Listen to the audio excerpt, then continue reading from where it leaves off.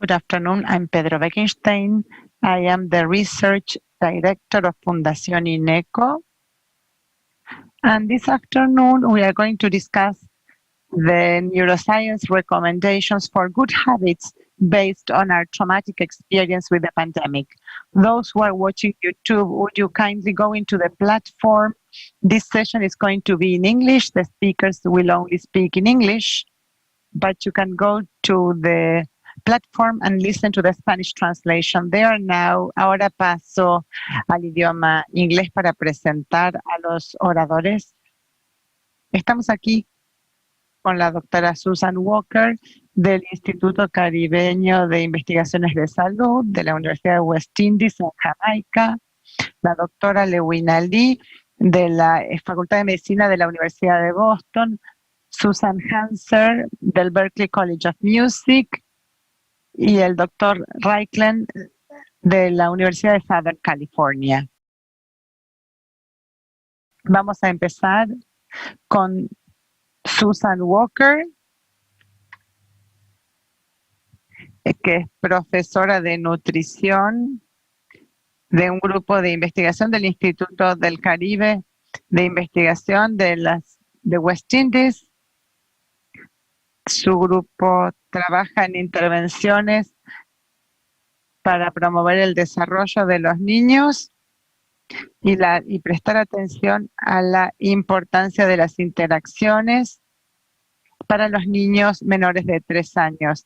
Ha publicado gran cantidad de papers y nos va a hablar de la reducción del impacto de COVID-19 en el desarrollo de la niñez temprana a través del apoyo remoto. Muchas gracias, Susan.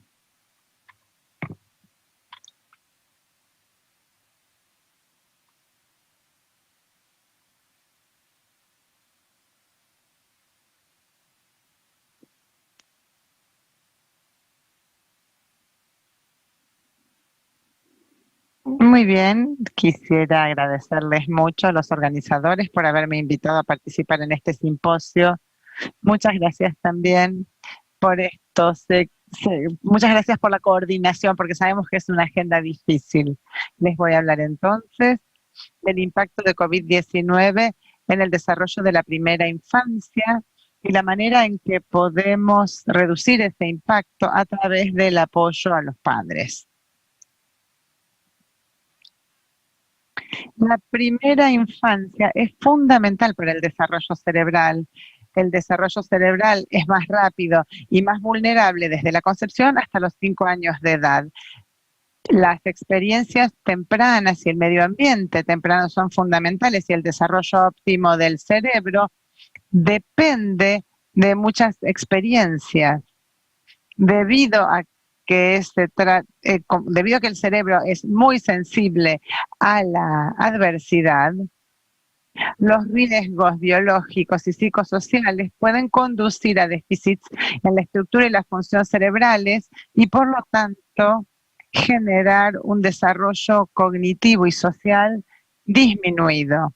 Incluso antes de la pandemia se calculaba que había unos 250 millones de niños menores a 5 años en países de medianos o bajos ingresos que no lograban su pleno desarrollo. Sabemos que la pobreza y los riesgos asociados ponen a los niños en un nivel de desarrollo inferior. Hay riesgos fundamentales que tienen que ver con la malnutrición, la falta de experiencias que los estimulen, la exposición a la violencia y también la salud mental materna. Estamos utilizando hablamos de niños que pueden vivir en pobreza extrema y estamos tomando estas mediciones para medir el desarrollo y el 43% de los niños menores de 5 años no están alcanzando su potencial de desarrollo total. Este es un impacto de la adversidad que se ve en el primer año de vida y esta brecha se va ampliando para la edad en que llegan a la edad escolar. Esto tiene efectos a largo plazo en la educación, la salud y los ingresos y contribuye a que continúen las desigualdades a lo largo de la vida. En este contexto, la Organización Mundial de la Salud, con otros socios, lanzaron el marco de cuidados nutritivos. Cuando hablamos de un cuidado nutritivo, estamos abarcando todos los aspectos de cuidado que necesitan los niños para respaldar su desarrollo. Esto tiene que ver con la suficiente nutrición, el acceso a la atención a la salud, la protección de la violencia y las interacciones en respuesta y oportunidades de aprendizaje. Para los niños chicos, es fundamental contar con familias que medien con el primer medio ambiente. Las familias necesitan apoyo de las comunidades y tienen que tener la capacidad de ofrecer estos cuidados nutritivos. Las familias pueden necesitar el apoyo de las comunidades y del gobierno a través de programas y políticos que fortalezcan su capacidad de brindar este tipo de cuidado o de atención nutritiva que necesitan los niños. En una serie de desarrollo de la Lancet se publicó algo sobre el aprendizaje y la protección tempranos, donde se integra el apoyo a los niños pequeños con apoyo a sus padres o cuidadores para que se pueda crear un entorno de aprendizaje verdaderamente nutritivo, nutricio. Esto requiere la coordinación y el compromiso de distintos sectores que tienen que ver con salud y nutrición, seguridad, y también lograr un cuidado interactivo que dé respuestas y que ofrezca oportunidades de aprendizaje, así como la educación preprimaria.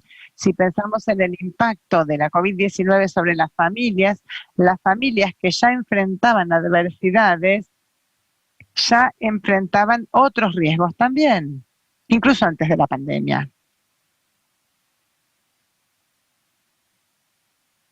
La pandemia ha generado una reducción del ingreso y el desempleo, ha generado desempleo, y la gente de menores ingresos tiene menor capacidad de hacer frente a estos choques. Todos los ahorros que hayan podido tener se agotaron rápidamente y esto aumentó el problema alimentario.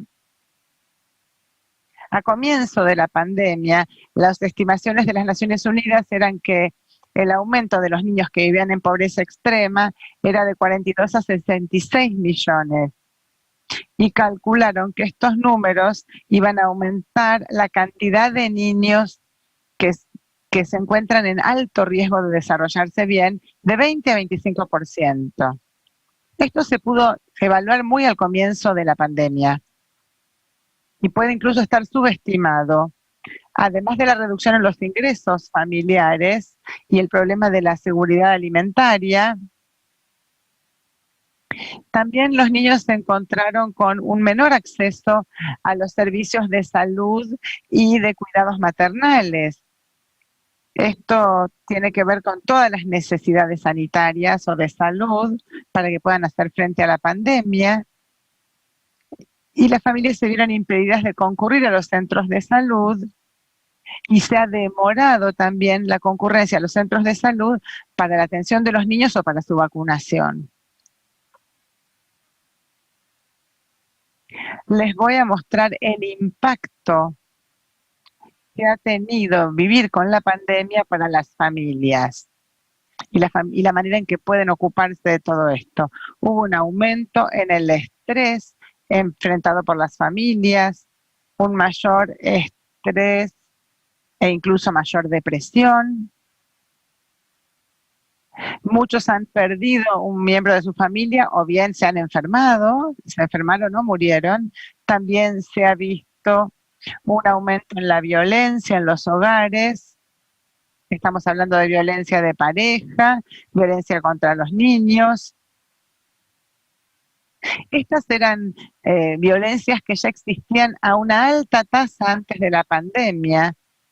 Hay un estudio que se realizó en 8 ciudades de países de medianos y bajos ingresos, donde se habla de una prevalencia de 18 a 44% de las mujeres embarazadas que enfrentan situaciones de violencia.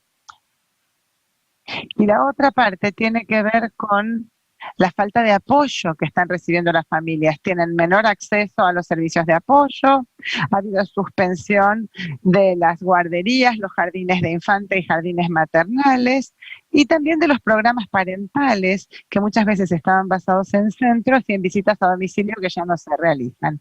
Entonces, ¿cómo se reduce el impacto de la COVID-19 sobre los niños? Bueno, obviamente hace falta apoyo económico. Muchos habrán hablado de este tema seguramente. Hace falta apoyo económico durante la pandemia y después de la pandemia, dado que los puestos de trabajo de los padres pueden haber desaparecido. También es fundamental promover que continúe la concurrencia a las visitas médicas, a los controles materno-infantiles y, por supuesto, la asistencia mediante programas de nutrición. Y también es fundamental encontrar maneras de que continúen los programas parentales para promover y proteger el desarrollo de los niños. Se pueden utilizar plataformas, por ejemplo, de suplementos nutritivos. Esta puede ser una oportunidad de darles materiales y apoyo, además de la nutrición. También la entrega en forma remota a través de redes sociales o de teléfonos celulares, y por supuesto están los medios de comunicación masivas como la radio y la televisión. Nosotros, por ejemplo, en Jamaica tenemos una intervención de visitas a domicilio. Esta es una intervención que hacen los trabajadores de salud comunitaria. Son trabajadores que tienen una sesión de juego interactiva con madre e hijo para aumentar la capacidad de la madre de promover el desarrollo a través del juego. Tiene una fuerte base de evidencia, se ha probado durante varios años con distintos ensayos y es un programa que incluso se puede replicar en otros países. En Jamaica se ha demostrado también con un seguimiento a largo plazo que esto tiene beneficios que se sostienen hasta la adultez y tienen que ver con los logros educativos, la salud mental y el nivel de ingresos en la adultez. Entonces, podemos hablar de estos programas parentales para la primera infancia, donde se trata de brindar programas parentales efectivos y lograr tener programas amplios, abarcativos. Se trata de un programa que se llama Reach Up, que es adaptable, que es muy evaluado por los padres y por los agentes que lo ofrecen, y además es fácil de implementar, es factible implementarlo incluso en entornos de bajos ingresos. Fíjense que aquí podemos ver que se adaptó y se implementó este programa Reach Up en 15 países de América Latina. Nosotros desarrollamos además un manual para padres, un manual parental. Esto es para apoyar a las familias a través de interacciones de juego lúdicas con los niños. Uno puede elegir los juegos y las actividades lingüísticas en Reach Up. Se pueden seleccionar aquellas que requieren menos materiales. Se trata de materiales que habitualmente se pueden encontrar en casa y además son adaptables al contexto. Por ejemplo, se pueden adaptar al nivel de alfabetización de los padres. Pensamos en los distintos usos que se le podría dar. Uno es darles a los padres el manual impreso o darles tarjetas del manual. Pero también pensamos que el contento se puede utilizar para contactos remotos con los padres a través de llamadas telefónicas, mensajes de texto o cualquier otro contacto por internet. Y también se pueden ofrecer estos contenidos a través de radio y televisión. Aquí les doy algunos ejemplos. En México se imprimieron fichas para 10 actividades seleccionadas que se les dieron a los padres junto con las instrucciones para hacer algunos de los juguetes que se les proponían. Esto fue apoyado mediante una serie de programas de radio breves, a modo de radioteatro. Esto también se ha desarrollado mucho en Guatemala. En Brasil hubo un programa de visitas a domicilio donde lo que hicieron con la suspensión de las visitas a domicilio fue utilizar el WhatsApp para enviar fotos de los contenidos del manual combinadas con videollamadas y llamadas de audio. Le queda solo un minuto. Muy bien, perfecto.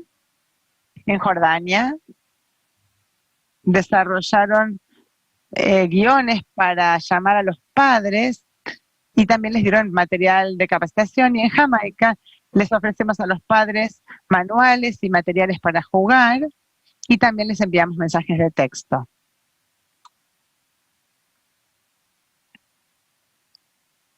Esta ha sido una oportunidad para aprender de la respuesta, para ver cómo podemos dar estos mensajes de forma remota, qué tipo de apoyo necesitan los padres.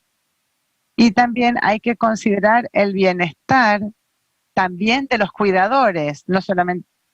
Y después de la pandemia, estos contactos remotos y esta tecnología pueden ser escalas que se puedan utilizar para escalar el programa.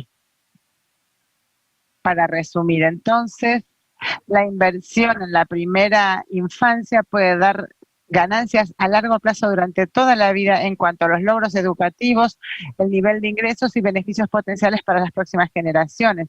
El aumento de los riesgos y la falta de acceso a programas de apoyo podría tener un impacto devastador para estos niños, y por lo tanto la respuesta a la COVID-19 tiene que incluir medidas de mitigación de los riesgos para los niños a través del apoyo a sus padres y otros cuidadores. Muchas gracias.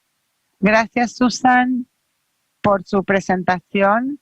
Ahora vamos a darle la palabra a la próxima oradora, la doctora Lewina Lee, que es profesora asistente de psiquiatría de la Facultad de Medicina de la Universidad de Boston, investigadora del Centro de Estrés Postraumático.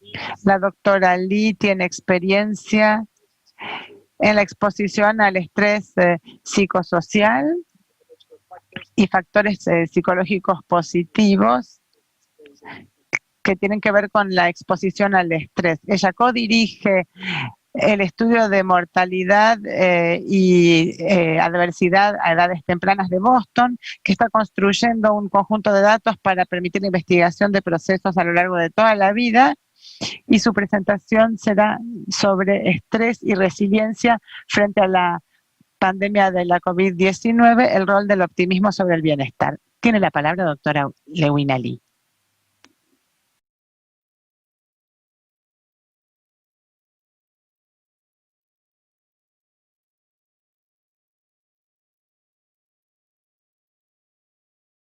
Muchas gracias por la introducción y presentación. ¿Ven bien la imagen?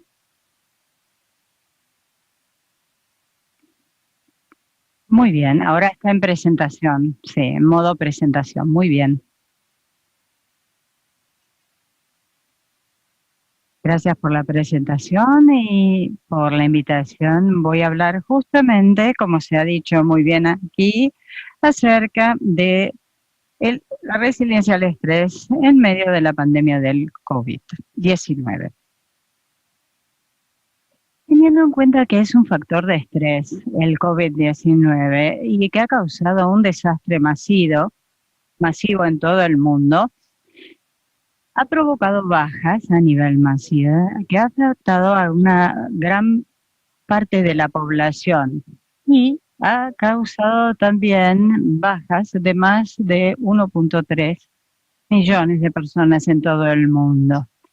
Se vieron afectados los servicios sociales como la protección de los menores, la salud reproductiva. Ha aumentado el caso de personas que viven en la calle y en situación de falta de medios. Asimismo, también los países hoy están enfrentando una enorme crisis de recesión con tasas de desempleo que aumentan y también el cierre de muchísimas empresas. A nivel individual, las personas tienen que enfrentar estos factores de estrés, los tienen que superar y en un tiempo muy corto. Y aquellos que no están expuestos directamente al virus, se ha alterado totalmente la rutina diaria a través del aislamiento social, el confinamiento, el teletrabajo. Muchas personas se sienten que son justamente objeto de discriminación en este momento, puesto que los más desfavorecidos son los que más sufren.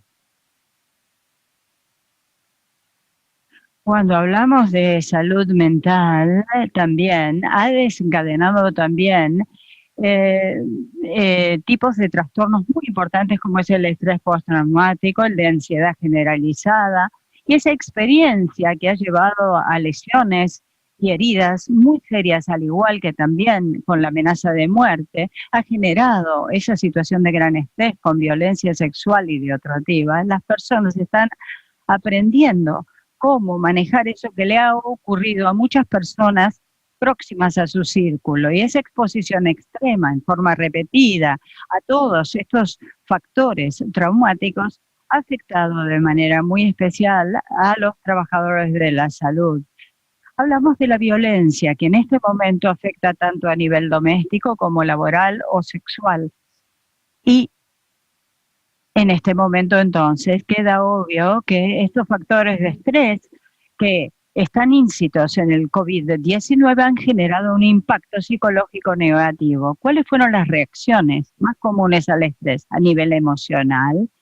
En cuanto a las experiencias que han tenido las personas, han sido de diferentes tipos de choques psicológicos, ansiedad, miedo, inseguridad, depresión.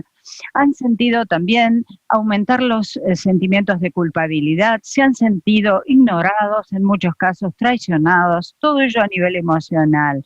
¿Por qué? Porque falta la conexión social, cosa que afecta también el nivel cognitivo. Eso, aunado también al aislamiento social, ha alterado las opiniones y las creencias de las personas a nivel cognitivo. La inseguridad y la incertidumbre y además la desesperanza ha llevado a cambiar no solo el modo de creer, sino también el modo de pensar. Se ha deteriorado la atención, la concentración y se ha deteriorado la memoria. ¿Cuáles son los signos más importantes de alerta que vimos en estas experiencias sostenidas que ha ocurrido en este tiempo? Bueno, en general, las personas han tenido recuerdos muy negativos, pesadillas, flashbacks, han vuelto a experimentar estas sensaciones negativas, al igual también que ha aumentado el consumo de sustancias de abuso, y no han podido, a través de ese uso, evitar la situación traumática. Eso ha generado depresión, ansiedad severa, incapacidad de poder sentir sentimientos positivos. Las personas sienten que su vida ha perdido el sentido, carecen de esperanza, los pensamientos negativos son extremos y entonces se produce en realidad una hiperactividad sostenida que lleva a arrebatos de ira, a falta de sueño. La salud mental se ha visto sumamente impactada de forma negativa y aquí tenemos justamente la evidencia empírica que ello demuestra. Ustedes ven aquí en recuadro rojo, amarillo y azul el trastorno de ansiedad, el trastorno de depresión generalizada y la relación que ello guarda con el estrés postraumático relacionado con la pandemia. Si ustedes observan a la derecha el cambio que se produjo en los síntomas que causaban depresión en los adultos mayores en los Estados Unidos y en los adultos en general, se hizo una comparación de ese cuadro con la actual situación del COVID-19. Los datos nacionales a nivel de los Estados Unidos muestra el porcentaje que ha crecido más del 20% en el inicio, pasando en abril al 27%, y el 33% corresponde a mujeres, mientras que el 20% corresponde a varones, y allí la mayor incidencia en el sexo femenino. Un cuerpo de evidencia, el corpus, demuestra justamente la trayectoria observada más común de respuestas frente a los eventos potencialmente traumáticos, tales como pérdidas, y también se ha determinado cómo actúa el factor de resiliencia. Y aquí en los dos ejes que muestra el gráfico, longitudinal y transversal, la perspectiva que tienen en los estudios de Galatzer y sus colaboradores respecto de la prevalencia de la trayectoria entre los participantes de 54 estudios, teniendo en cuenta los meses y a veces años que habían transcurrido del evento traumático. Las trayectorias son distintas según los resultados y se han tomado como valores la satisfacción con la vida, la afectividad negativa y el funcionamiento físico en general. Se hizo una revisión sistemática de los estudios para examinar los patrones de trayectoria de estos factores de estrés en relación con, por ejemplo, un evento de vida importante o un factor de estrés. Se hace la comparación, como ven en las dos columnas, entre los eventos traumáticos y la resiliencia, las adversidades de la salud y los resultados encontrados que se han podido determinar. También las transiciones que se han producido en el ámbito marital y familiar con la posibilidad de su resiliencia y recuperación, al igual que en el ambiente de trabajo. En cuanto al bienestar positivo a nivel psicológico, debemos decir que es un factor importante como un gran activo para la salud. Ese constructo que ustedes ven por la sigla en inglés, PPWB, tiene que ver con el bienestar hedónico, por un lado, que es la satisfacción con la vida y la afectividad positiva, y el eudaimónico, por otro lado, que consiste en encontrar ese sentido, propósito o significado en la vida, es decir, sentir que uno puede dominar la propia vida, y se relaciona con el optimismo. Hay procesos de restauración y procesos de deterioración que se producen, y esto tiene un impacto directo en la salud cardiovascular. ¿Cómo se define el optimismo como un activo para la salud? Son las expectativas positivas para el futuro, y además también cómo uno hace la reatribución de los eventos pasados, por ejemplo, cuando son negativos, y qué es lo que ha aprendido para que ahora los pueda resignificar. El optimismo se ha asociado también con un menor riesgo respecto de la mortalidad que ocurre por cualquier causa, sobre todo cuando esto desencadena eventos cardiovasculares. Y asimismo también hay un menor riesgo en cuanto a la mortalidad causa específica. Todo ello se relaciona con los indicadores generales, objetivos y subjetivos para la salud física y cómo el individuo hace una reacomodación y readaptación de su propia vida teniendo en cuenta estos factores estresores en tiempos de pandemia.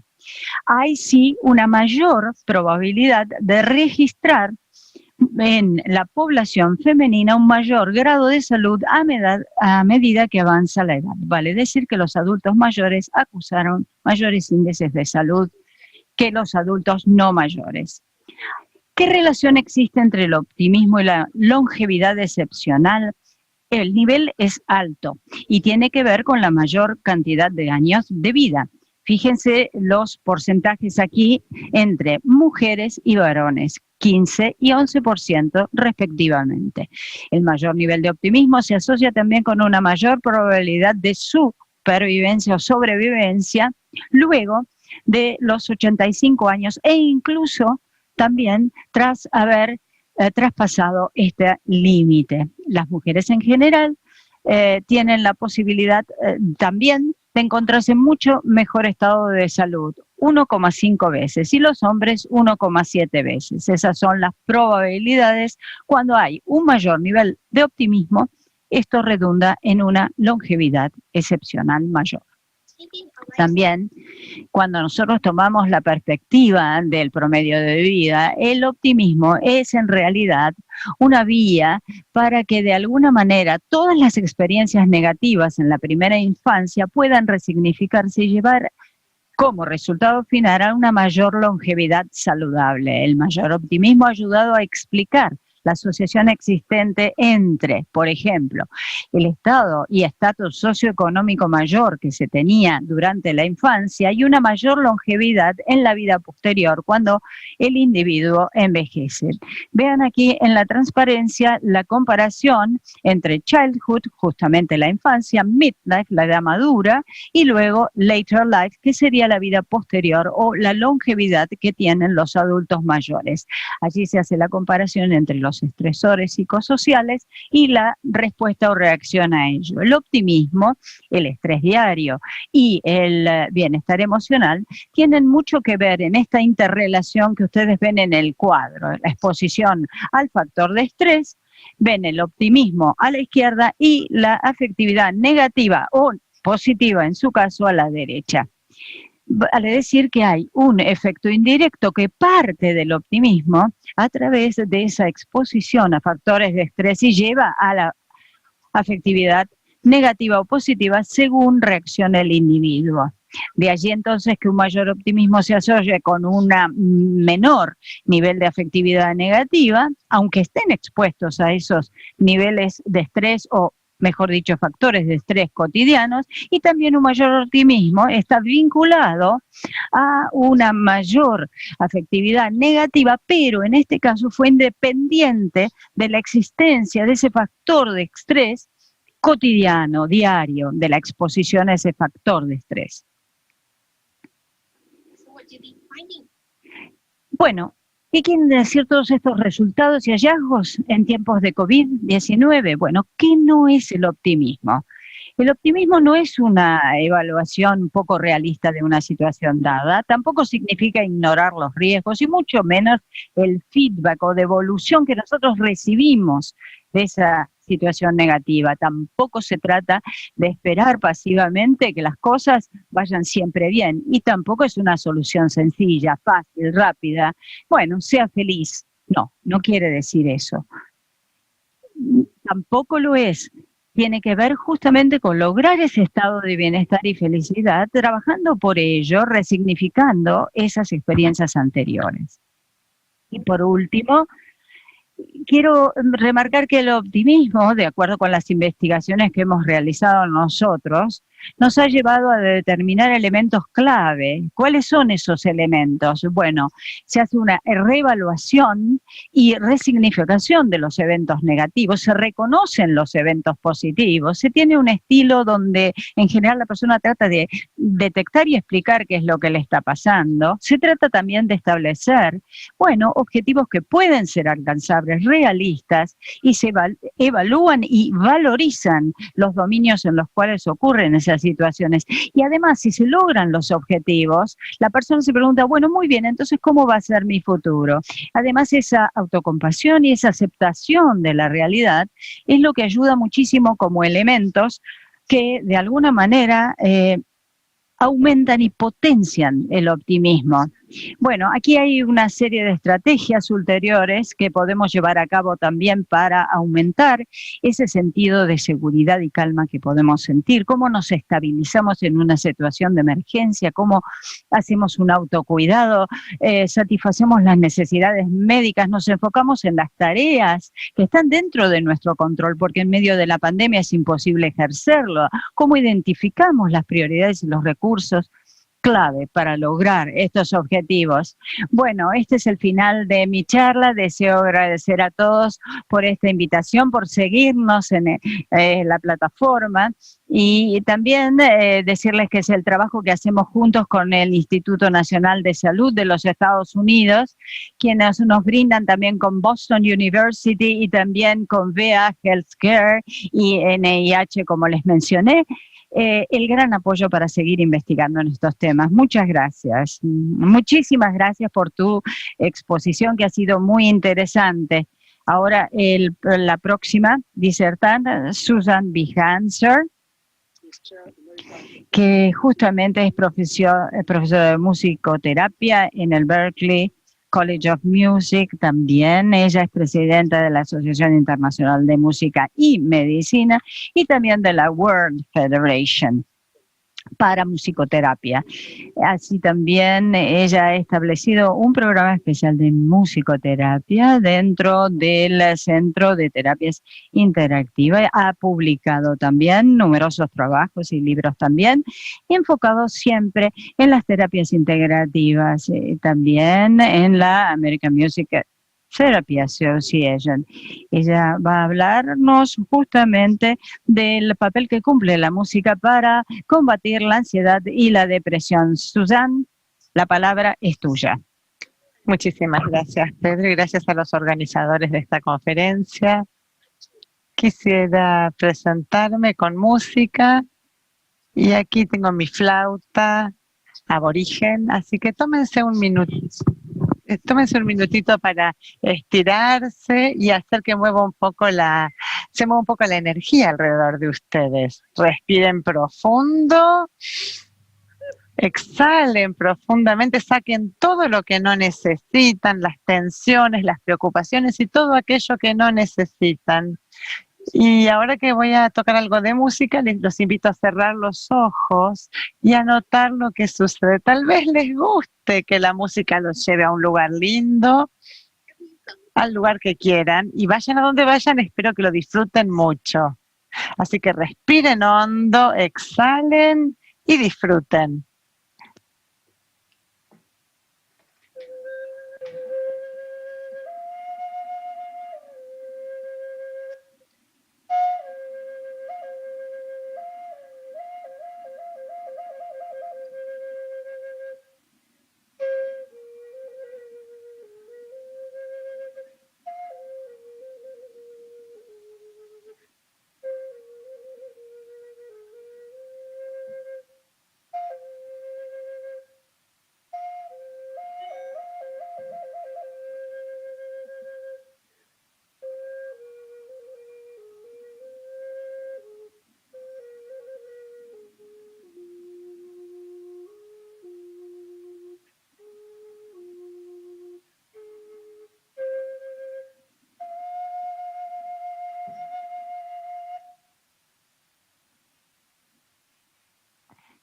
Bueno, espero que tengan lindos pensamientos y sentimientos, exhalen, saquen todo lo que les hace mal. Espero que hayan ido a algún lugar lindo mientras escuchaban la música. Ustedes con la mente pueden ir a cualquier lugar del mundo, no importa dónde estén.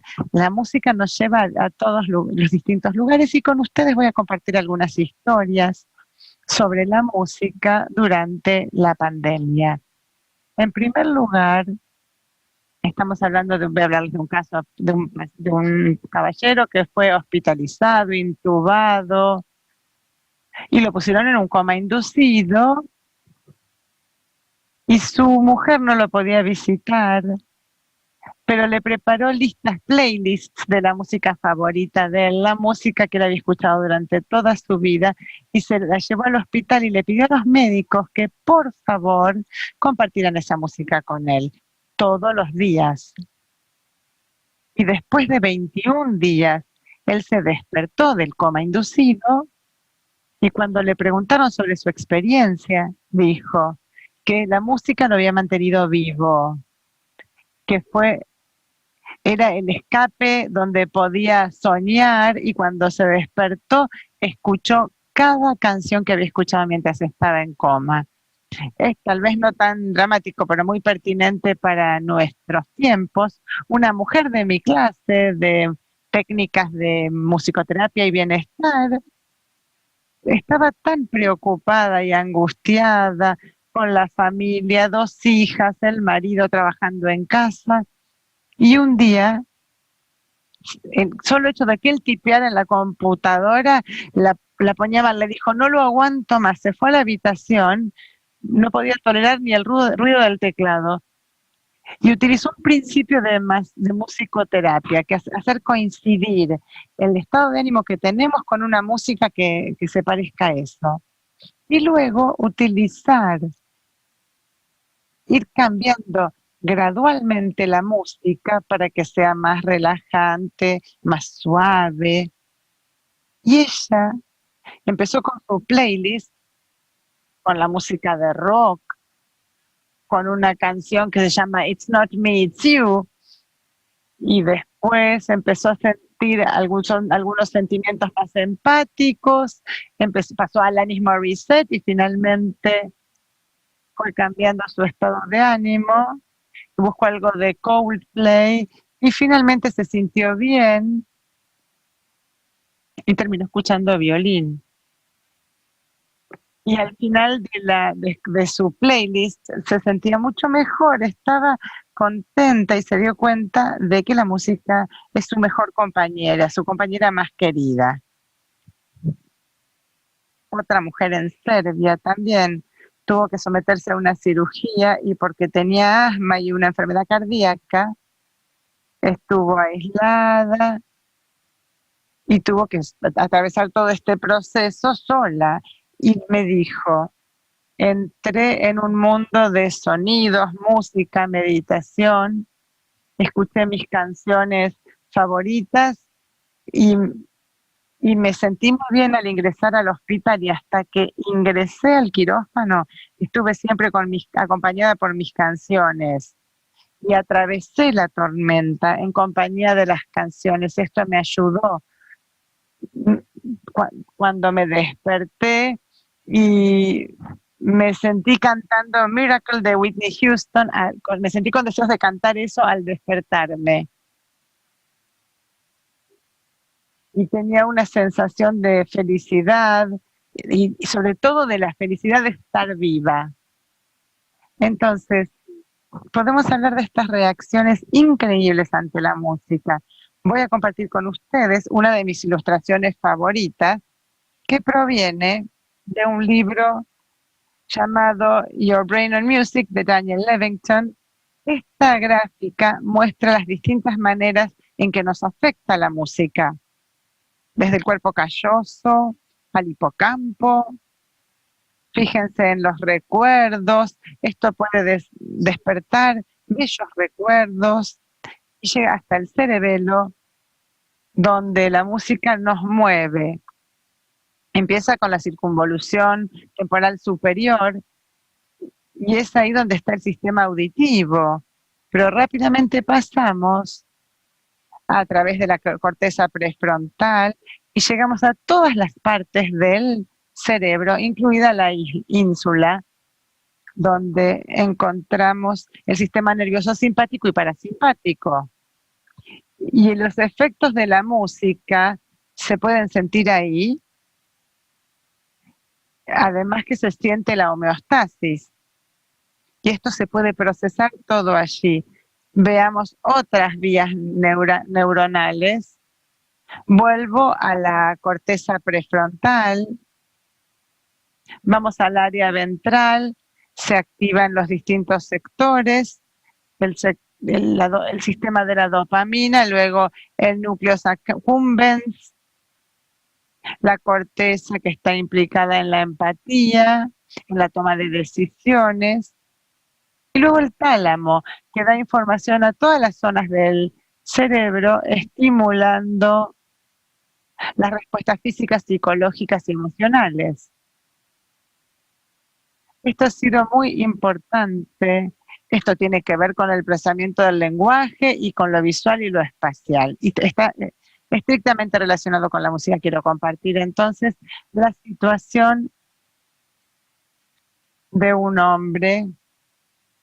Aquí les puedo mostrar algunos de estos sistemas complejos y lo que hace falta. Bueno, este era un hombre que tenía trombosis, o sea, coágulos, y era tan doloroso, tenía linfedema severo, inflamación, 46 años de edad, y le dijeron que podía hacer musicoterapia.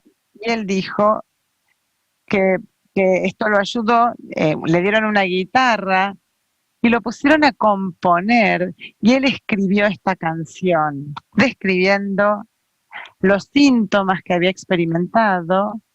Eran muy severos, pero estamos familiarizados con ellos igual. Aislación, aislamiento, incertidumbre, dolor. Aquí está la canción y pueden ver la letra.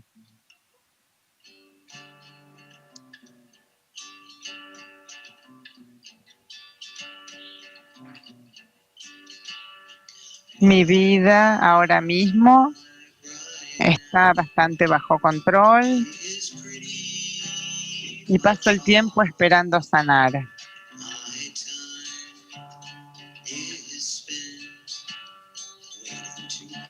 Me quedé varado en una isla, mirando a los otros que salían a navegar.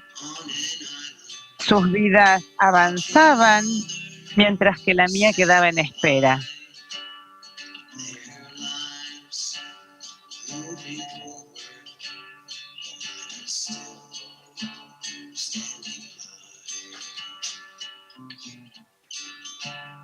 Traté de encontrar la música dentro del ruido, el ojo dentro de la tormenta, la calma en la tensión y la paz en medio de la guerra.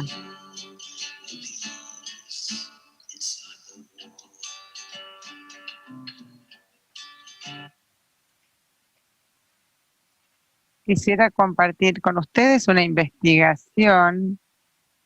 Yo he hecho revisiones sistemáticas de la literatura que muestran excelentes resultados en las intervenciones de musicoterapia. Y quisiera compartir con ustedes un ensayo controlado randomizado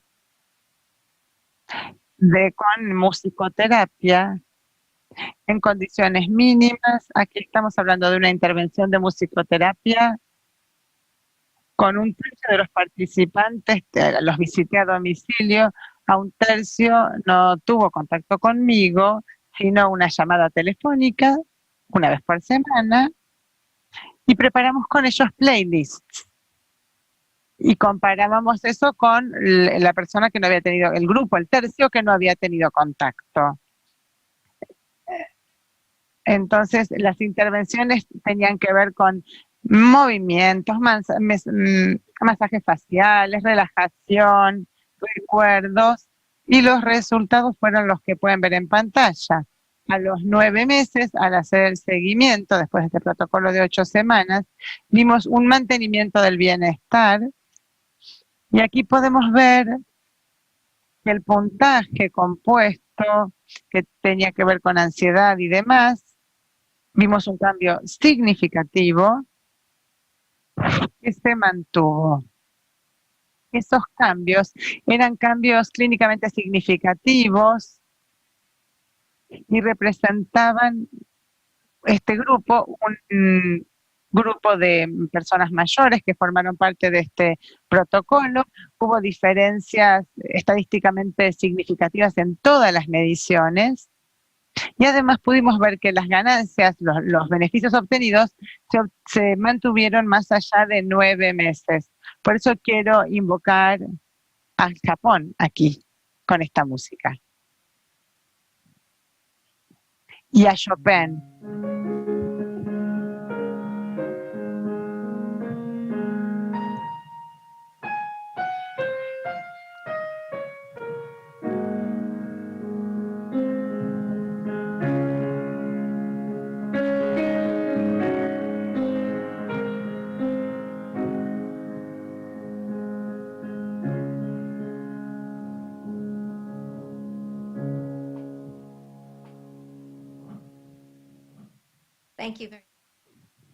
Muchas gracias por su atención.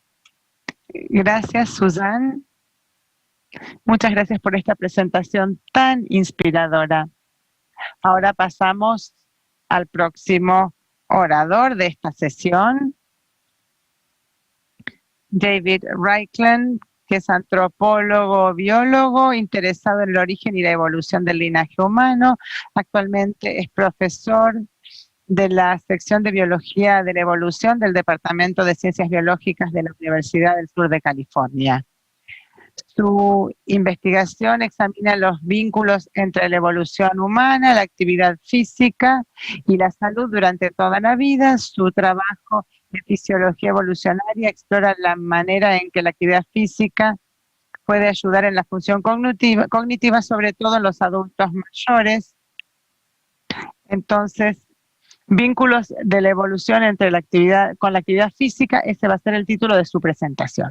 Well, thank you so much for that introduction, and thank you very much for inviting me to be a part of this symposium. It's really been simposio tan quite importante, a formar wonderful parte group de él, of talks y veo already. que es un grupo de expertos muy Been very interesantes, inspiring talks. ya que And, todas las presentaciones han sido My talk is not inspiradoras. directly related to COVID, Mi but like some of these other presentación no talks se in the relaciona symposium, con la COVID-19 en forma directa, what I sino know que and what I can share en about base a mi exercise experiencia and the brain y is highly al relevant to these kind impacto of que tiene COVID el times. ejercicio There's not a lot físico of en el high quality cerebro. data Voy a out right now, abordar but what justamente we're estas starting to see from conexiones fitness y tracker vínculos data is that evolutivos people que are getting a lot existen less entre el exercise ejercicio as stay-at-home aeróbico y orders la salud persist around the cerebral. world. Sobre todo lo vemos en todo el mundo con distintos casos. Y voy a compartir con ustedes los resultados de nuestra investigación. Es importantísimo el ejercicio físico para mantener la salud. Todos lo sabemos. Sabemos que tiene muchísimos beneficios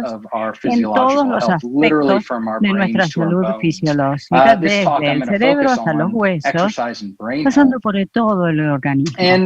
Me voy a enfocar principalmente en, primero, la estructura cerebral y cómo, en un contexto de salud, podemos hacer una medición del ejercicio en cuanto también a la conformación de la estructura cerebral. A mayor ejercicio hay un mayor desarrollo también la estructura cerebral. Lo que nos sorprende en este aspecto es que desarrollan un alto nivel de ejercicio físico. En estas áreas que ven marcadas aquí en el cerebro, se desarrollan muchísimo y permiten entonces también obtener estos grandes beneficios. Desde la perspectiva general, por ejemplo, en el símbolo anterior, como ustedes lo ven aquí, ven que desde mi punto de vista, que en realidad soy un antropólogo evolutivo, puedo decirles que mover el cuerpo es mover el cerebro. Nuestra fisiología ha evolucionado en el curso del tiempo para responder a estos altos niveles de actividad. Mientras que hoy en día llevamos un estilo de vida sedentario, la mayoría de nosotros ha perdido esa capacidad de actividad física. Nos hemos quedado en casa, frente a las pantallas, sin levantarnos de la silla, nos movemos cada vez menos. Y esta es la situación que hoy se nos presenta cuando nos preguntamos, por ejemplo, una perspectiva evolutiva puede ayudarnos a entender esos vínculos entre el ejercicio físico y el cerebro y cómo la actividad física cambia durante la evolución del hombre y también cómo y por qué el ejercicio afecta el cerebro. Hemos hecho diversas intervenciones para establecer estos resultados que luego compartiré. En primer lugar, desde la perspectiva evolutiva, existe un enfoque comparativo que se hacen justamente en el desarrollo evolutivo del hombre desde el orangután, gorila, chimpancé hasta llegar al Homo erectus. Cuando el hombre adquiere la bipedestación, entonces ese rango de distancias que, por supuesto, debía recorrer en forma diaria para obtener los alimentos, se traduce justamente en un aumento de los pasos que da por día de 1000 a 3000, con lo cual se adquiere una actividad física mucho mayor. Cuando hacemos la comparación con los humanos en una sociedad industrializada como hoy, piensen en los Estados Unidos, los adultos, el promedio de pasos por día que una persona da actualmente es muy distinta en la actualidad de 5.000 a 7.000 cuando hace ejercicio. Inclusive en poblaciones industrializadas obtenemos justamente una mayor actividad física que se está perdiendo en la actualidad. Ha cambiado los niveles de actividad y qué produjo ese cambio en estos millones de años en la evolución del hombre. Tenemos que hacer un poco de historia de evolución del hombre. Nosotros tenemos a nuestros ancestros, venimos de los Pitecos, ven la cantidad de millones de años y tiene registro cuando aparecen los primeros homínidos. Ahí tiene la Lucy que aparece en África, justamente representando la y voy a ampliar un poco más esa evolución. Recuerden que mencioné la bipedestación. Con la bipedestación, los primeros simios, los grandes simios, comienzan a consumir alimentos que son frutas. 2 millones de años cambia la situación y ahí tenemos al Homo erectus, justamente, que puede realmente incorporarse desde el cuello hasta los pies en forma erguida. Y se han encontrado fósiles que datan de aquella época, huesos de animales, por ejemplo, donde tienen, fíjense, marcas en los huesos que fueron hechas en piedra, con lo cual se revela que eran cazadores y recolectores en aquel momento. cambio que se produce en ese momento y también se produce un cambio en la actividad física. Durante la última década se llevó a cabo este estudio de Wood que se publicó en Nature Human Behavior, donde ustedes pueden ver los resultados obtenidos del estudio de una población de cazadores recolectores a tiempo completo en el norte de Tanzania. Se hizo una comparación de las niñas y mujeres con los varones y los niños para determinar los niveles de actividad y los kilómetros que recorrían por día. Como ustedes ven allí, los datos obtenidos demuestran que en la población femenina el promedio era de 7 a 9 kilómetros por día, mientras que en la población masculina el promedio era de 15 kilómetros por día, con lo cual nos da un promedio combinado de 18.000 pasos diarios. Ahora bien, si la actividad física hoy en día en los cazadores y recolectores es muy distinta, porque ya no los tenemos como lo teníamos en el tiempo pasado, y se han producido esos cambios evolutivos en la actividad física. Fíjense aquí el cambio que hablamos anteriormente, 1.000 a 3.000 y ahora 18.000. Ahora bien, esa perspectiva de evolución nos puede entender. Ya sabemos cómo nos ayuda a entender la relación entre ejercicio y cerebro, pero cómo ha ido cambiando durante la evolución. Pero ¿cómo explicamos cuáles son los impactos en el cerebro? En primer lugar, en la Universidad de Arizona, donde yo trabajo, publiqué con mi colega Alexander un artículo en 2017 en Trends in Neuroscience que tiene que ver con la capacidad de adaptación. Los tejidos han ido evolucionando con el paso del tiempo y se han adaptado plásticamente, han sufrido una adaptación plástica al ejercicio. Es decir, la relación entre la actividad y el ejercicio físico. Por ejemplo, si hay una mayor demanda muscular, aumenta también la demanda de oxígeno, con lo cual nuestro sistema vascular se adapta y se mantiene saludable. Cuando, por ejemplo, la persona es sedentaria, no se produce esa extensión de los músculos, por así decirlo, no se produce una mayor producción de oxígeno. Y de alguna manera, entonces, tanto huesos como todo el sistema óseo están experimentando fuerzas que de alguna manera están deteriorando el sistema. ¿Por qué? Porque el sistema esquelético del hombre se adapta a esas necesidades, para bien o para mal. Asimismo se adapta también el cerebro. Nos preguntamos entonces por qué ese factor de estrés que está involucrado en el ejercicio todavía no nos dice claramente cómo produce ese cambio en el cerebro. Lo que se ha hecho fue justamente hacer una comparación entre el ejercicio, por ejemplo, de recolectores y cazadores que recorrían muchísimos kilómetros por día, y también el desafío cognitivo, por ejemplo, que se les presentaba a ellos cuando tenían que hacer un estudio del medio para encontrar alimentación u otras necesidades. Nosotros en este estudio lo que hicimos fue aprovechar las demandas de hacer ese estudio del terreno que hacían las poblaciones para obtener lo que necesitaban, a fin de alguna manera de potenciar los efectos del ejercicio en el cerebro, como lo mejora.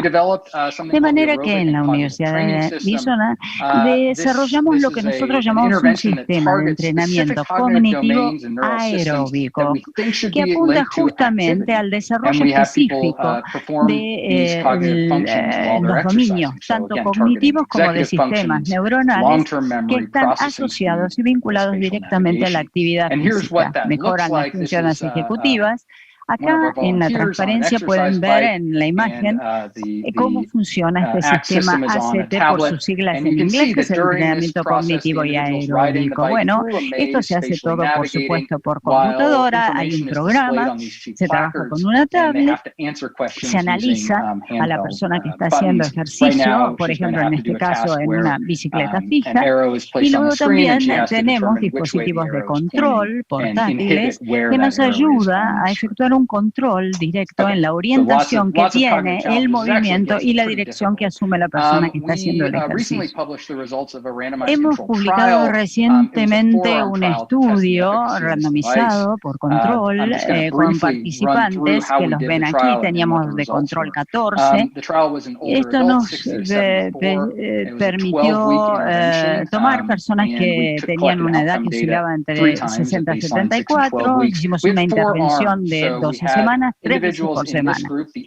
Y en ese grupo, entonces, de forma simultánea, teníamos el grupo externo, el de control, y los que estaban sometidos a la EXCOG, que es el estudio cognitivo experimental, por sus siglas en inglés. Entonces, vimos que en el grupo que sí era el cognitivo, mejoraron muchísimo, mientras que los de control mantuvieron el mismo nivel. ¿Cuál fue el resultado final, entonces, de este estudio que realizamos? Un estudio especial y prueba sobre caminar. Esto tenía que ver justamente con una caminata que de 2 minutos que se hacía generalmente a un paso normal, a un ritmo normal, bajo 2 condiciones. Que fuera solamente una tarea de caminar y que luego ese caminar, otro ejemplo, se hiciera alguna tarea al mismo tiempo. En el grupo de control, lo que pudimos ver como resultados en el azul, con una línea de base, luego se aplicaron 6 semanas y llegamos a la línea de color rojo. En el grupo de control, tanto en el ejercicio absolutamente solo como en el ejercicio acompañado de alguna tarea cognitiva, hemos visto que estos modelos combinados lineales nos permitió obtener resultados donde vemos los ajustes que a través del ejercicio físico se hacían a la prueba multitarea, con lo cual esto nos permitió determinar la mejora que producía el ejercicio en el desarrollo de la función cognitiva, mientras que no vimos mayores interacciones temporales en los grupos que no tenían el movimiento. ¿Qué revela todo esto? ¿Cómo lo interpretamos? Muy bien. En el contexto de la antropología evolutiva, el ejercicio más una tarea cognitiva ayuda muchísimo a desarrollar la capacidad de acción, creando este modelo de evolución. En diferentes aspectos de nuestra fisiología obtenemos beneficios y nos ayuda a desarrollar una nueva intervención que nosotros pensamos que tienen un enorme efecto de beneficio sobre la cognición humana. Conclusiones generales: altos niveles de actividad aeróbica que están profundamente arraigados en nuestra historia de evolución humana demuestran que el ejercicio transforma aspectos de la neurobiología humana maneras que terminan por mejorar sensiblemente tanto la salud como el bienestar en la actualidad. Y esto permite entonces entender que ese hombro Homo erectus que logró, gracias a la biopedestación, poder trasladarse, gracias al ejercicio hoy en día, mejora su función cognitiva y su salud. Muchísimas gracias. Bueno, David, muchísimas gracias por tu intervención. Es la última de este panel. Y antes de cerrar la sesión, tengo una pregunta. Las presentaciones fueron muy diferentes porque abordaron aspectos de salud mental desde diferentes ópticas. ¿Cómo piensan que las sociedades y los encargados de formular políticas hoy en día toman conciencia de la facilidad que tienen estas intervenciones para favorecer la salud mental y qué podemos hacer también nosotros para sentirnos mejor en medio de este contexto de la pandemia de la COVID-19? Puede contestar cualquiera de ellos. ¿Susan? Bueno, yo creo que damos por sentado que tenemos la música. Está aquí, allá y acullá, en todas partes, es algo generalizado, está impregnado en el ambiente para mejorar el ánimo, para regular nuestras emociones. Nosotros somos de alguna manera música, somos creadoras de la música. Lo único que tenemos que hacer con la gente es recordar que la música sigue siendo un método para que nos invada de alguna manera y nos ayuda de alguna manera a alcanzar nuestro máximo potencial, cantar a viva voz, tocar un instrumento. Todos nosotros tenemos acceso a ello. Y comiencen por respirar hondo. Nosotros somos seres musicales.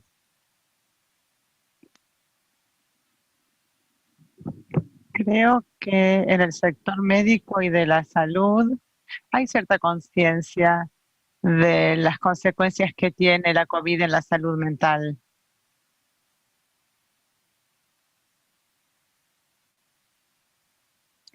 Sin duda, es mucho lo que se puede hacer, sobre todo en cuanto al monitoreo.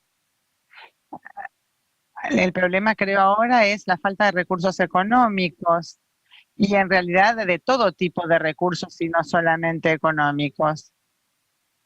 Y algunos recursos se están destinando a otros tratamientos y no a la salud mental. A mí me alarmó mucho ver que hubiera adultos jóvenes atravesando estas situaciones en momentos de COVID, sobre todo en el caso, por ejemplo, de gente joven que se ha quedado sin empleo. ¿Y cómo podemos siquiera llegar a ellos, hacer un seguimiento? En mi propio trabajo con otros colegas, ha habido también una gran caída en el empleo. La gente no estaba familiarizada en algunos casos con el trabajo desde casa. Y finalmente a muchos les hizo falta cierto tiempo hasta poder verdaderamente lanzarse al trabajo desde casa. A veces con los pacientes, aunque tengan un alto nivel educativo, no tienen tantos conocimientos tecnológicos y esto también causa un malestar. A veces no entienden las explicaciones que se les dan en cuanto a las razones de salud pública para que tengan que trabajar de forma remota y por lo tanto es fundamental la diseminación de la información, la educación. Y espero que se puedan encontrar maneras más creativas de compartir la información y de apoyar a las personas, no solamente pensando en el tratamiento de los síntomas, sino también ofreciendo programas más formales o informales que les permitan aumentar su optimismo. Gracias. Yeah, so, I do think that from a public health perspective, certainly exercise is kind of pounded down at people's throats all the time. And, we've been talking about this for decades now and how much it's really moved the dial. I will say, right now, it is one of those things that people often can control in some way, right? I mean, at least everything else is falling apart around you, around us all, but, hopefully people can still control that they can go out for a walk, or they can do some exercises at home if it's not safe to go out for a walk. And just like with music therapy, I mean, these are behavioral choices that we can make that can have a huge impact on our brains without having to deal with all of the external things that are being forced on us. So, I mean, I hope that is an interesting take-home message from this whole symposium, that, there are things people can control in their lives, getting away from all of these external horrific things that are happening, to improve their resilience and to help maintain their brain health as best we can. Nuestra resiliencia y nuestra salud. Excelente. Susan tuvo que irse, así que no contamos con ella para que cierre la sesión. Les agradezco a todos su presencia, sus presentaciones fueron excelentes. Espero que el público también las haya disfrutado tanto como yo. Y ahora paso a la lengua española. Let me invite you to the next session on resilience and the well-being to face COVID. This is going to be facilitated by Julián Bustín, Head of Gerontopsychiatry and Memory in INECO, and he's one of the organizers of this conference. So Julián will take the floor.